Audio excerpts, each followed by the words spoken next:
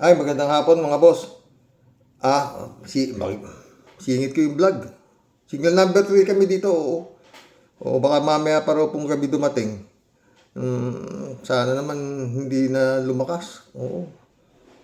Kaninang umaga, brown out. Pag kung sasakali ho magba-brown out to, pasensya na kayo, no, mga friend.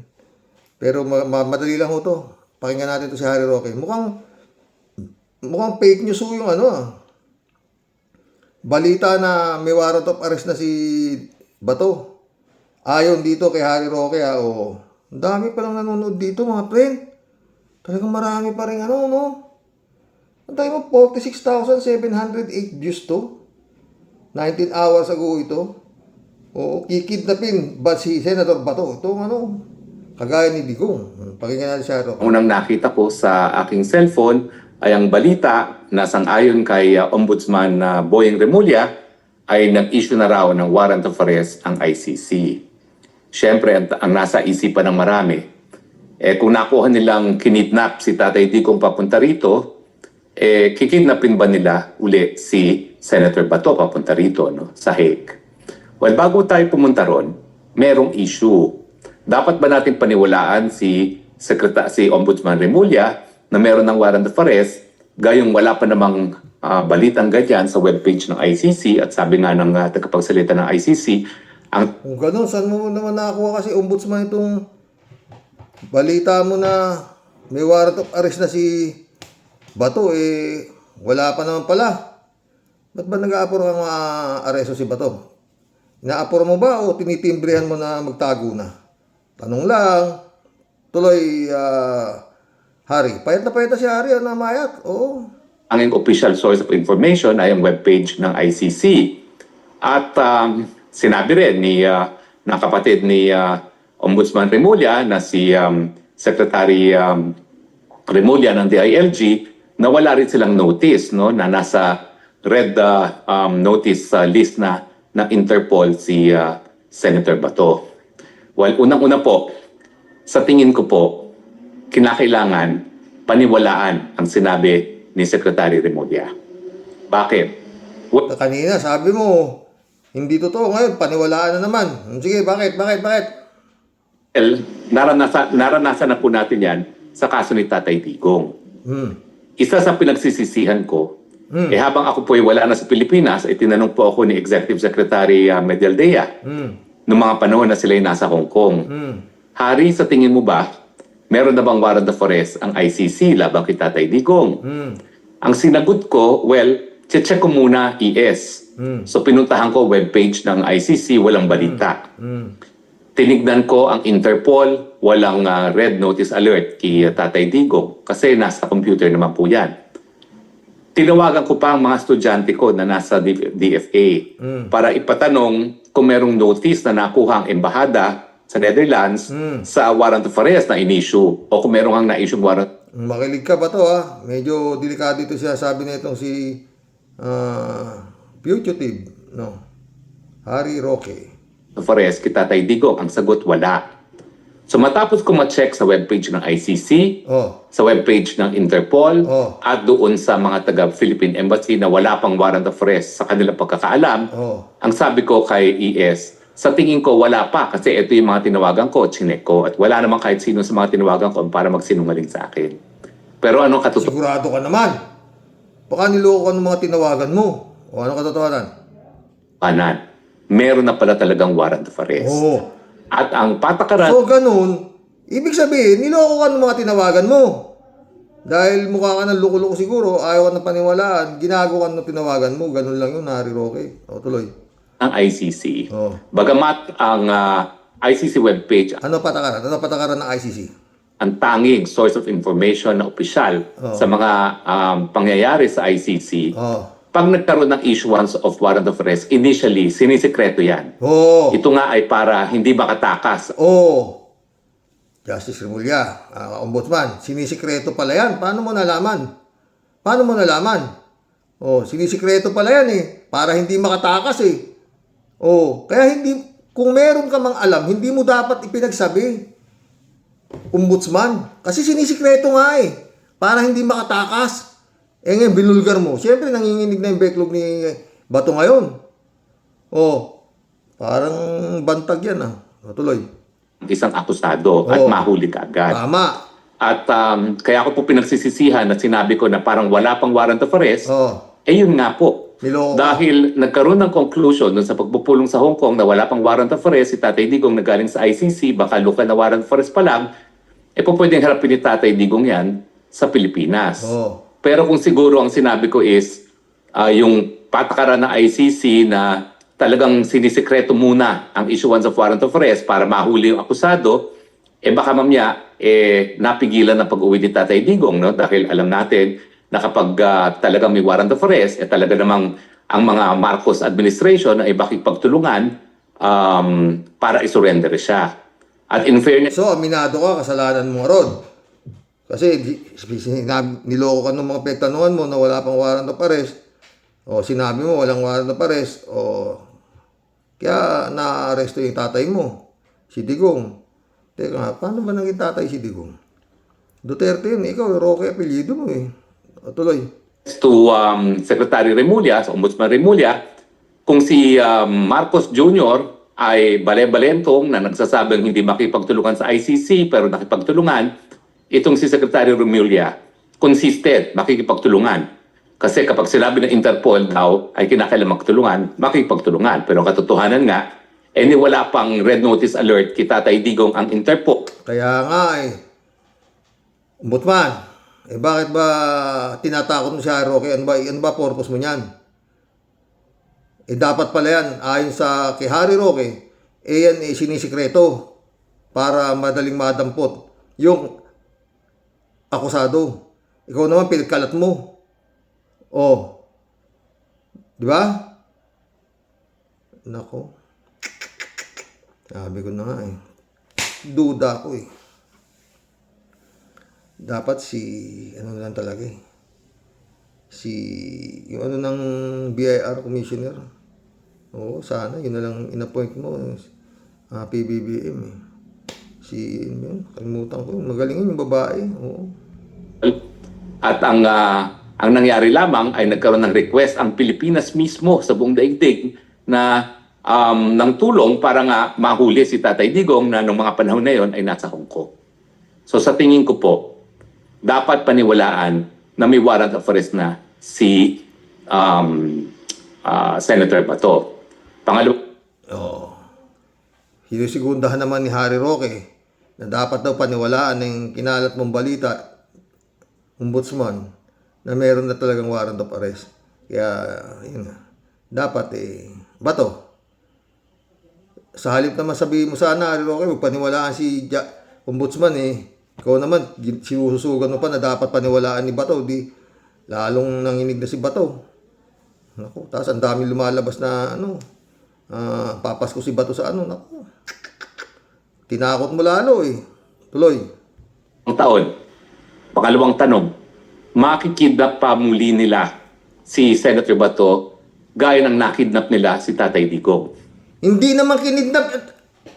Tangina talaga hanggang ngayon, nagpapakatanga ka pa sa kinidnap para ka namang hindi abogado. Meron ba kinidnap na pwede mong dalawin? Pinapagamot pa ng kidnapper. Tanginan to talaga mamumura mo tong hayop na to. Sayang ang pinag-aralan nito. Inaresto. Kasi may kaso. Tanginan to. Kaya wala mangyari sa Pilipinas mga boss eh. Ang daming naging tanga ng panahon ni Digong. Oo. Kinidnap. Tanginan ngayon, ang laman ng tuktok nitong hayop na to, kinidnap pa rin si Digong. Nadadalaw nyo nga eh. Oo. Ay, naku. Yung ko sa'yo, Harry Roque. Bakit uli kidnapping ang tawag natin dyan? Ano? Kasi meron pong proseso na nakasaad sa Article 59 ng Rome Statute na kinakailangan.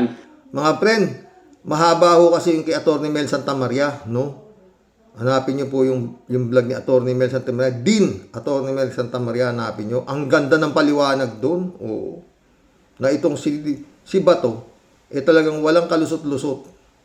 Oo. Kasi nga po pala, yung ICC na yan, hindi ho covered ng state kasi hindi raw pala yan state. Yan ay isang parang organisasyon na hindi maski nasa Netherlands yan, hindi kinukonsider yan na state yan o ay isang parang nakabukod, may sarili silang ano. Kaya nga, yung tinasabing state to state, request yung Netherlands sa ano, dadaan sa proseso dito, sa batas dito, nagagadaan pa sa korte, ganito.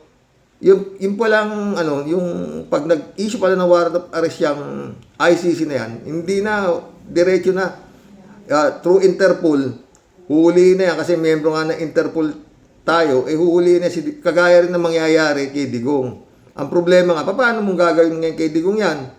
Paano mo mapasusurpresa yan si Harry Roque na yan? Wala na. Hindi na. Sabi nga ni Atty. Conti, baka nagbabalot-balot na ngayon yan eh. Oh. Hindi na yan. Oh, ngayon, para sinasabi na ganito, wala. Pero sabi ni Harry Roque, wala na, mahirap mo nang paanuhin yun eh. Yung sinabi ni Rimulya na may warrant of arrest ka na, mahirap mo nang buray sa utak ni, ano yan, ni Bato. Nasabi, ay wala pa pala. Oh, kasi wala pang red notice. Sabi nung kapatid ni ni Rimulya, parang nagko-contradict yung wala pa sa kasi Rimulya meron na yung nagko-contradict yung sa laysay nilang dalawa eh. Oh.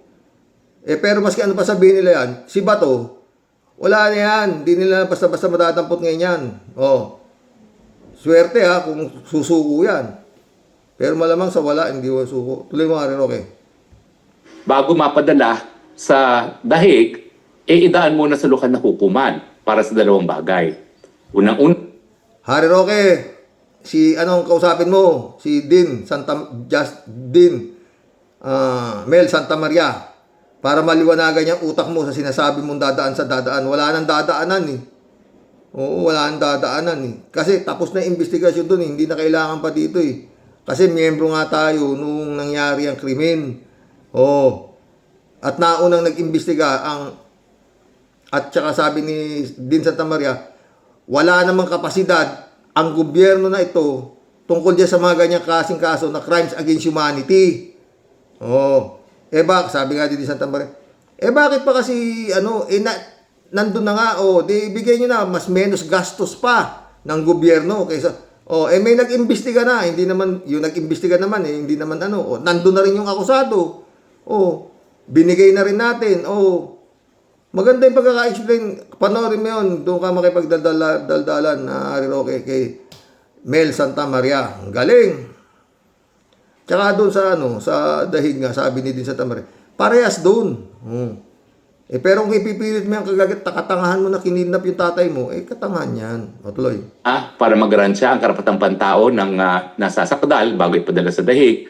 Pangalawa, para masiguro nga na dapat siyang i-extradite sa ICC dahil ang ICC ay merong jurisdiction.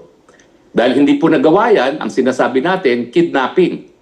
Kasi hindi nasunod mismo yung sinasabi o Huwag ko kayo maniniwala dito. Doon ho kayo maniwala sa normal na tao kay Din Mel Santa Maria. Ito, puro kidnapping. Pagsasabi itong gagon to paulit-ulit. Meron ba naman kidnapping na nadadalaw? Pinapagamot pa yung kinidnap? Ang lahat ng due process nandun na tanga. Tsaka miyembro ko, dati, di ba dati ng ICC? Ba't ganito nangyari dito sa hype na to? sa Rome Statute. At bukod pa dyan, nung panahon na siya ay inaresto dyan sa Villamor, na hindi siya pinakitaan ng warrant of arrest. Now, ang tanong, pwede bang maulit muli yan? Well, ang sagot, pwede. Kasi nakita natin na sa larangan ng politika, habang nandiyan ang Marcos Jr., kahit tama o mali. Panginan to, politika na naman sinasabi nito. Iisang lingwahe nila, mga boss. Hinyasat mo yung mga pagnanakaw na nangyari noong panahon ni Digong, mga kapalpakan noong panahon ni Digong, sasabihin pinupolitika. Anong gusto nila? Palusutin na. Kagaya nung ninakaw ni Sara Duterte, yung paano niya ginastos yung 125 million sa loob ng 11 days. Hindi niya mapaliwanag, yung mga Mary Grace Piatos. Kasalanan mo yun di ba? Anong kasalanan ni PBBM doon? Anong kasalanan ng gobyerno ni PBBM doon para sabihin nila pinupolitika sila? Di ko pinagtatanggol yung pero yung talaga naman ang istorya Kagaya yung putang ng war on drugs na yan na sinasabi mong kinidnap yung tatay mo, bugok. Kasalanan ni Bongbong dyan. Oh. Pinagpapatay yung mga, wala namang, buti kung nakinabang si Bongbong Marcos nung ang dami nangangamatay, ikaw, nakinabang ka sa mga pogo, ganun, oo. Ay, naku, Harry Roque. Wala to. Tuloy mo. Gagawin at gagawin nila. Siyempre, At tignan mo naman ang nangyari kay Tatay Digong. Bagamat yun ang tama nga eh. Makipag-diskusyon nga kay ang ganda ng paliwanag ko ni Atty. Mel Santamaria, ang liwanag. Pati yung na Supreme Court, na nakalagay lahat doon. Isa-isa, kung iaano ko, tagal eh, mahaba. Pero maliwanag ko na talagang may karapatan ang ICC diyan. At saka yun nga, pwedeng ibigay kung merong warrant of arrest ang ICC dito, pwedeng ibigay ng walang kagatol-gatol. Kasi naunang nag-imbestiga yung ICC. Oh, di ba? Itong mga nag-ano to eh. Alam ko minsan, yung matalino ka na nagbobobobohan ka, mas mahirap eh. Kesa yung bobo ka na nagtatalitaluhan ka. Tanginang yan, no? Tuloy mo, Balog, balik. ako, sa tingin ko, nung mga panahon na yun na imposibleng maisakay si Tatay Digong sa eroplano papunta ng ICC kasi nga, ihaharap muna siya sa lokal na hukuman. At kung babasahin niyo yung aking mga... Hindi na kailangan ang kausapin mo si Atty. Mel Santamaria. Kung state ang ICC, hindi state ang ICC. Requesting state ang sinasabi. Panurin mo kasi mga friend. Oo. Wala to. Ito, walang alam to kung hindi himurin yung tumbong ni Digong. Kahit na to eh. Post at saka mga spokes hours ko ng mga panahon na yon, talagang kampante ako na maski totoo yung paghuhuli ng warrant of arrest ng ICC, kinakailangan iharap muna siya sa RTC. Hindi ko akalain napakakapal at napaka-brazen ang pagbaliwala ng batas ng Marcos administration. So ang sagot po, pwede. Pero, pwede nga. Kausapin mo si Atty. Din Santamaria para malaman mo yung sinasabi mo. kasing dali ba nilang makidnap si Bato de la Rosa ngayon gaya ng ginawa nila kay Tatay Digong? Sa tingin ko, hindi na. Hindi na. Tama ka. Kasi natimbrihan na nga eh.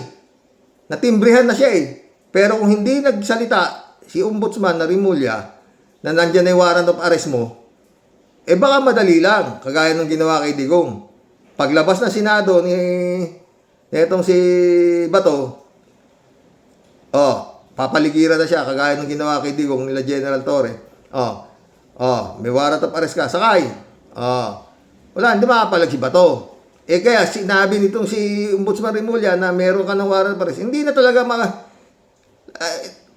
hindi talaga si Bato. Unang-una, mahal daw ni Bato yung kanyang apo, yung kanyang asawa. Tapos, alam naman ni Bato na talagang wala siyang kawala dyan. Kasi nga tinuro siya mismo nung kanyang amo. Yan si Bato. Death squad din yan. Wala na, nabulabog na. Ngayon, kung lahat ng lalabas na warrant of arrest galing sa International Criminal Court, i-announce nitong si Ombudsman Rimulya na nandyan na yung warrant of arrest nyo, baka walang mahuli. Ni isa. Lahat po yan, puro mga multi-billionaire na yan. Lahat yung mga nakalagay dyan na na parang kasapakat dyan sa crimes against humanity na yan nung panahon nito si Digong na yung ang tawag daw, drug war kuno niya. Di ba? Tuloy. Kasi nga, nung panahon ni Tatay Digong, una-una, hindi inasahan na meron talagang warrant of arrest ang ICC. Pangalawa, hindi inasahan na maski meron ng warrant of arrest, hindi ihaharap sa lokal na hukuman. In other words, hindi inaasahan na kidnapin si Tatay Digong. Binigyan pa rin natin ng benefit of the doubt ang Marcos administration na susunod sila sa Rome Statute at sa Batas Pilipinas. Pero bakit ngayon sumunod nga doon sa Rome Statute na sinasabi mo, panoorin mo kasi Harry Roque, hindi mo ba napapanood yung ni Atty. Mel Santamaria? Tsaka yun ang kontrahin mo, hindi nagagawa ka ng sarili mong imahinasyon na hindi pwede. Tuloy. Sabi ko mas mahihirapan siya. Well, una-una po, naglabas po ng bagong rules on extradition ang Korte Suprema na naglilinaw na walang warrant of arrest na galing sa isang dayuhang hukuman na po pwedeng ma-execute nang hindi dumadaan sa lokal na hukuman. Now, dun sa isa kong broadcast, ang sinasabi ko, Yan yung yan sinasabi ni Atty. Mel Santamaria na hindi kailangan dito kasi nga ayon sa batas sa Supreme Court. Niliwanag ni Atty. Mel yan. itong bagong rules on extradition, bagamat ang tawag ay bago, ito ay inuulit lamang ang probisyon ng isang batas, Presidential Decree number 1169, kung saan nagbibigay ng proseso kung paano nga ipapatupad ang request for extradition ng isang Pilipino pursuant sa request ng isang dayuhang bansa. Nakasaad sa request. Tama na. Baka mag-brown out. Mag-collab na po tayo. Yun lang yun. Yung sinasabi ho nito, papawalang halaga ni Atty. Mel Santamaria. Ito ho. May domestic Correct. law tayo kahit hindi tayo miyembro ng Rome Statute. May domestic law tayo. Kahit na wala yung ICC niyan, ginawa nating obligasyon natin Opo. at karapatan natin isangguni ang isang akusadong pinaniniwalaan o may mga ebidensyang gumawa ng crime against humanity, krimen laban sa sangkatauhan sa International Tribunal na nag-iimbestiga na. Republic Act 9851, in the interest of justice. The relevant Philippine authorities may dispense with the investigation or prosecution of a crime punishable under this act, which includes crime against humanity. If another court or international tribunal is already conducting the investigation or undertaking the prosecution, Okay, Harry Roque, ito ang anin mo. Galing dito sa Supreme Court,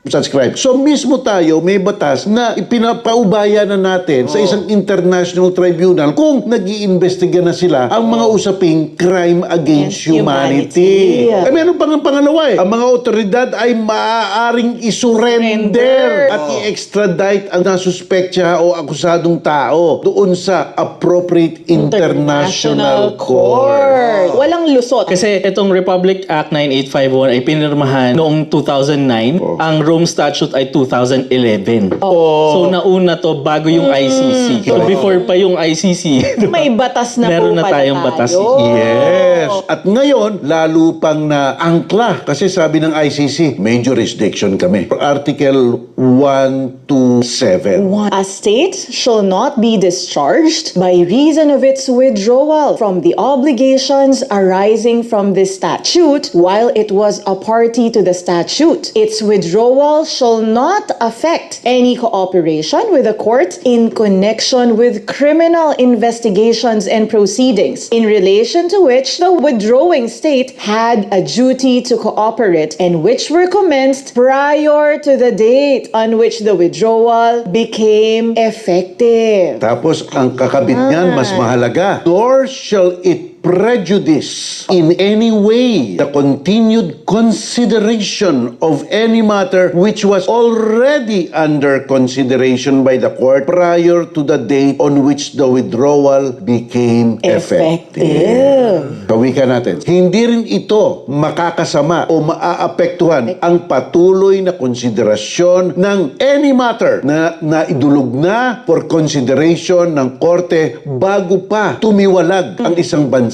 sa ICC. So therefore, sabi ng ICC, may jurisdiction kami. May domestic Correct. law tayo kahit Tapos, Harry Roque, Tagalog na Tagalog yun. Galing ng Supreme Court yung binasa ni Atty. Mel Santamaria. Pwedeng ibigay, pwedeng isurrender.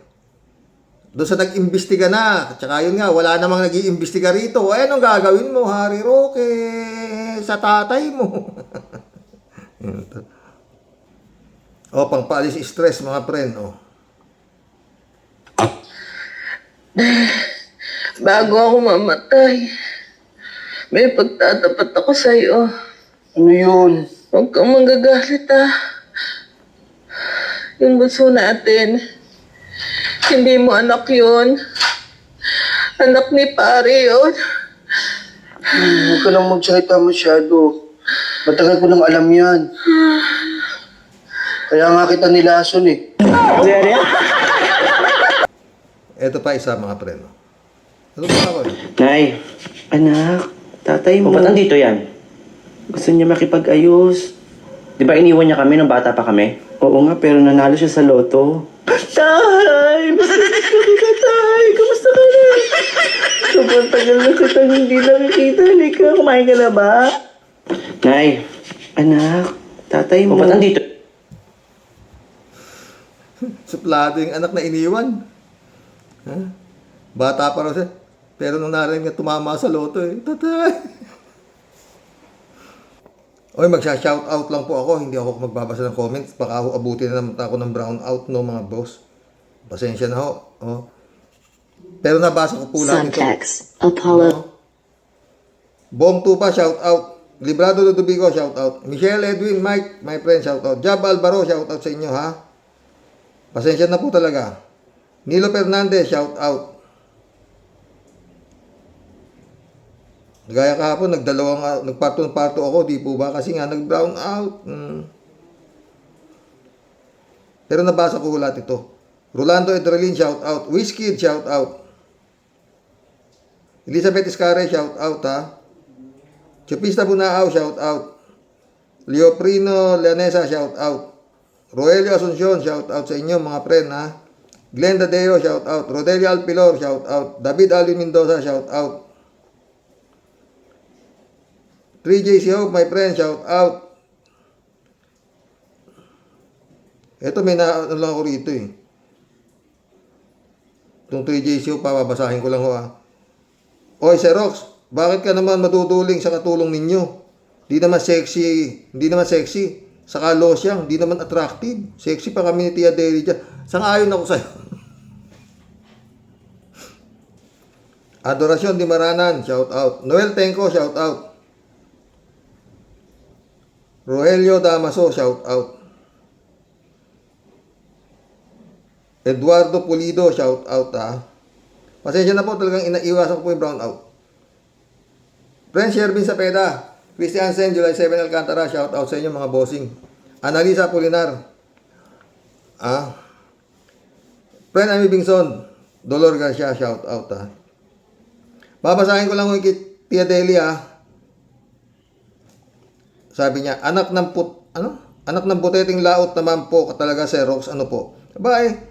Talaga naman itong aming Mr. Blackjack at John Lloyd ng Cavite, sarap kutusan at pitingin sa tenga. Bakit? Nauuna palagi ang kuda at talim ng bunganga. Kaya tuloy lahat ng plano, laging bulslot at bisaklat, pwe. O, paano ngayon yan? May pogi ng Cavite chapter. You already spilled the bean. Alam mo namang yung target mo alabantag style lang. O di ngayon, maghabol ka na daw sa tambol mayor. Ngek-ngek mo daw, sabay dila. Sabay labas ng dila, sayo ni Bato, Balani. Yan na nga ba sinasabi ko, Xerox? Basta sa angasan, lulupit po talaga naming mga Kabiteño pagdating po sa aksyon. Ano pa, Xerox? Laging butata at nganga.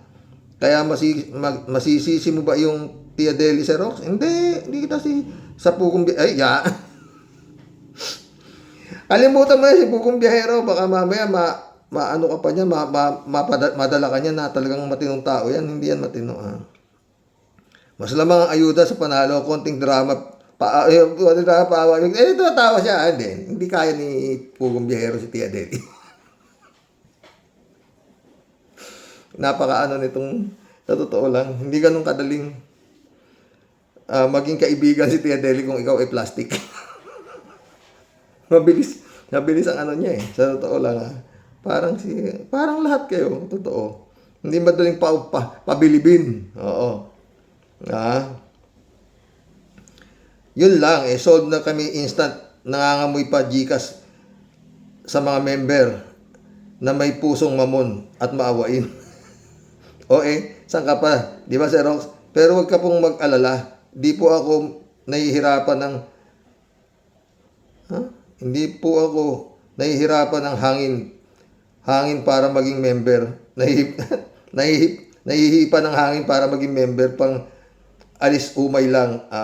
Sa paminsan-minsan pannood. Alam ko naman yun. Kapag sobra na pong akong utang-uta at umay na umay sa mga nakikita at napapanood ko po sa lahat ng platform.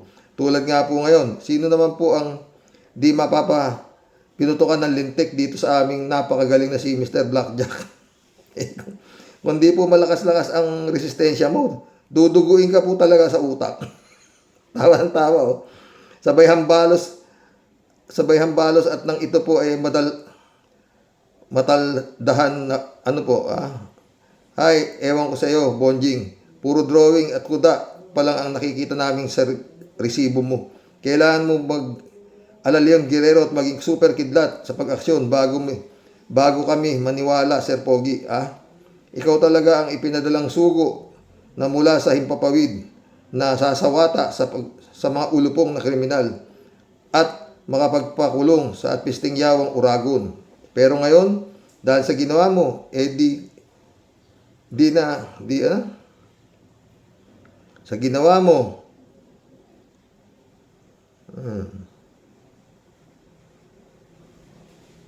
o edi magpapahinog ka dahil yan gusto mong dakmain papuntang ICC, matagal nang nakabook at ready ng umas ka po papunta sa kanyang lungga kasama ni Bantag. Kaya masasabi ko lang sa iyo, Sir Bonjing, matalino man daw ang Mr. Blackjack namin.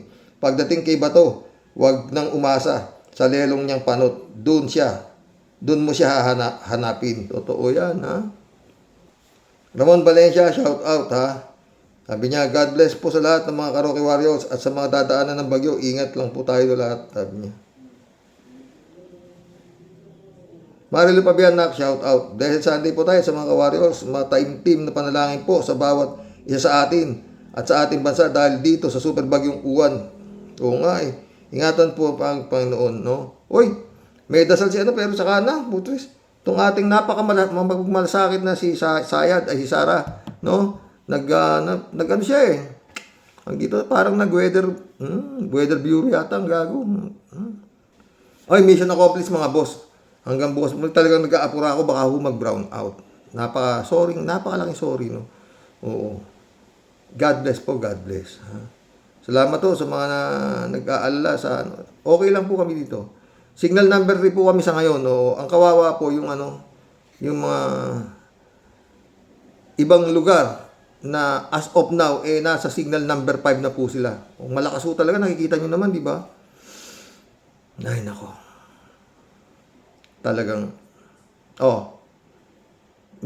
mayroon bang siyensya na makapagpapahinto ng mga ganyang klaseng lindol, bagyo? Maliban kay Kibulog. Hoy, Kibuloy, baka sabihin mo, sisisihin mo na naman, kaya nagkakaganito ito Pilipinas dahil sa nakakulong ka, bugok.